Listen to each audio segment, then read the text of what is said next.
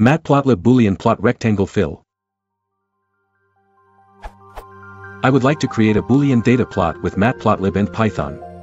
I have several Boolean channels and I would like to fill with a color if the channel is equals 1, or true.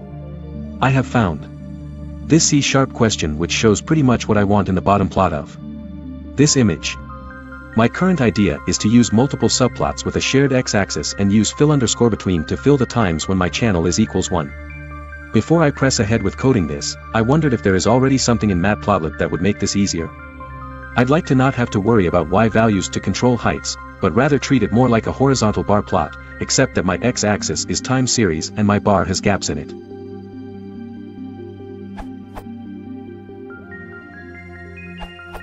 I've used Matplotlib x.lines to solve this.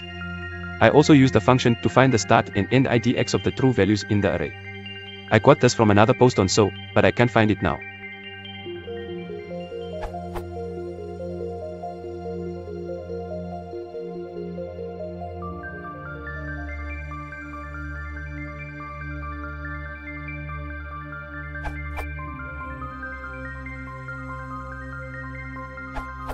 Test code.